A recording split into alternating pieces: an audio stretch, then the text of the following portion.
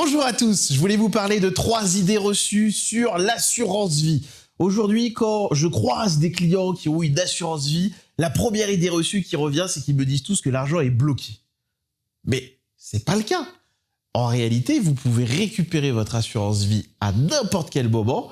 La seule chose, c'est qu'effectivement, plus tôt vous le faites, plus vous allez payer potentiellement de frais et d'intérêts, de fiscalité sur la performance que vous avez réalisée. Mais en fait, ce qui est très important, c'est que l'assurance vie, et encore plus avec nos partenaires, c'est quelque chose qui reste disponible en permanence. La plupart du temps, chez la plupart des partenaires, vous allez récupérer vos fonds une fois que vous faites un courrier recommandé sous 1 mois, 2 mois, voire 3 mois maximum.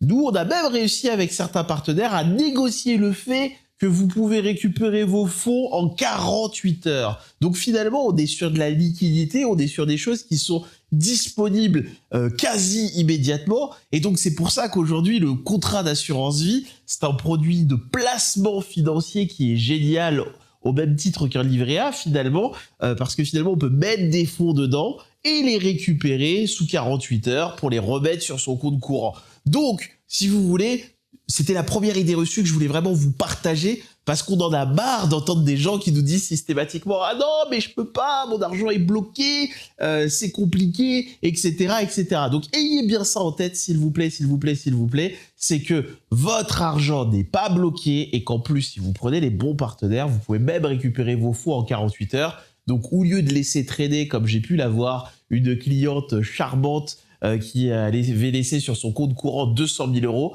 parce qu'elle m'a dit, tu comprends Teddy, j'ai rien trouvé qui permettait de garder de la souplesse. Alors là, surtout, ne faites pas cette erreur, on ne garde pas 200 000 euros sur son compte courant.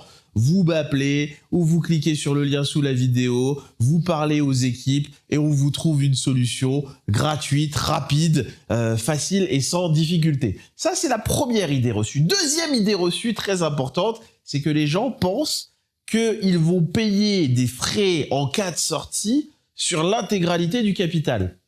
Je simplifie.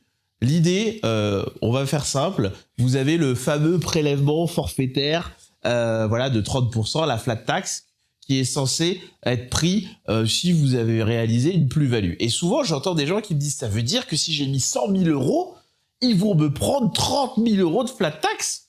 Alors, on va se le dire tout de suite, l'État, certes, est créatif pour les impôts, mais là, ça, je pense qu'ils n'auraient pas pu le faire passer. Non, l'idée est la suivante. Vous placez 100 000 euros dans un contrat d'assurance vie, vous faites 6% de rentabilité, à la fin de l'année, vous avez 106 000 euros. Et là, vous dites, j'ai besoin de ça pour m'acheter une Tesla. Bon, j'ai dit Tesla, j'aurais pu dire autre chose. Hein. Je vous mets à l'aise. Mais on aime bien Elon Musk pour plein de raisons dont on parlera une autre fois. Vous récupérez les 106 000 euros et là, en fait, effectivement, à cause de la fameuse flat tax, vous allez payer 30% sur les 6 000 euros que vous avez gagnés. Donc, effectivement, on ne vous rendra pas les 106 000, on vous rendra directement 104 000, puisque vous allez payer 2 000 euros d'intérêt. Mais ayez bien ça en tête, et c'est le deuxième point qui est très très important dans l'assurance vie, et dans les placements en général, c'est qu'on paye des impôts sur l'argent qu'on a gagné. Donc, si d'aventure, vous avez mis 100 000 euros, le gestionnaire est mauvais, il vous reste 90 000, bah là, vous récupérez vos 90 000, vous avez le droit de jouer aux fléchettes sur la tête de votre gestionnaire, il n'y a pas de souci, mais vous n'avez pas de fiscalité puisque vous n'avez pas gagné d'argent en fait concrètement. Donc voilà, ça c'est le deuxième point que je voulais vraiment éclairer avec vous et qui est vraiment fondamental parce que finalement, si vous ne le prenez pas en compte, bah oui forcément ça vous incite à garder l'argent sur votre compte courant parce que vous vous dites « Ah bah non !» Si un, il est bloqué, et en plus, quand deux, je le récupère, je perds 30% de la somme,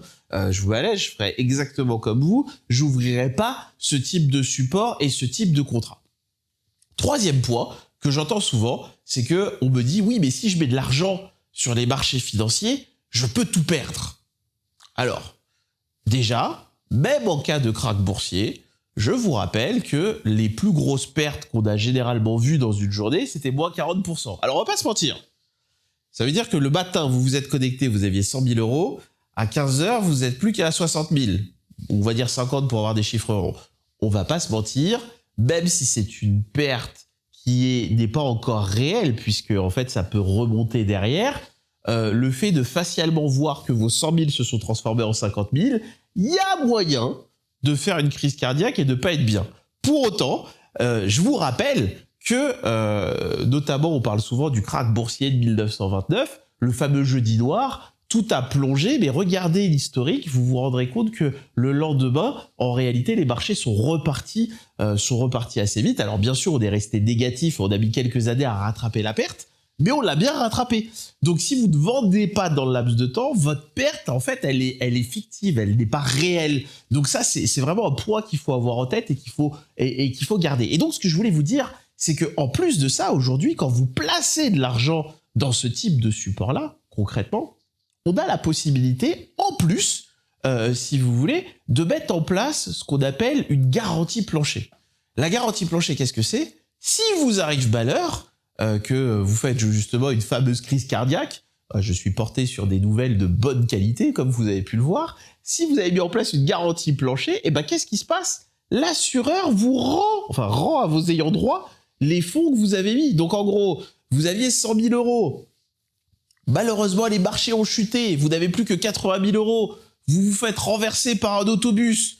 Et bien là, votre conjoint ou vos enfants vont récupérer la somme, non pas de 80 000, mais de 100 000, parce qu'on active, l'assureur active la garantie plancher et vous permet de protéger votre capital et surtout de protéger votre famille. Donc vous vous rendez compte qu'aujourd'hui, concrètement, vous pouvez placer des fonds, chercher de la performance, sans vous mettre en difficulté, sans vous mettre en risque. Et cerise sur le gâteau, on a même la possibilité de faire en sorte là-dessus d'avoir cette garantie plancher qui est offerte et d'avoir finalement des frais d'entrée qui sont réduits, voire offerts totalement en fonction de ce que vous cherchez à faire. Donc, n'hésitez pas à nous contacter. Vous cliquez sur le lien sous la vidéo, vous nous passez un petit coup de fil. L'équipe, comme d'habitude, prend un petit peu de temps avec vous, comprend votre projet, répond à toutes vos questions de façon gratuite et vous accompagne si c'est pertinent. Allez, à très vite et épargnez pour gagner.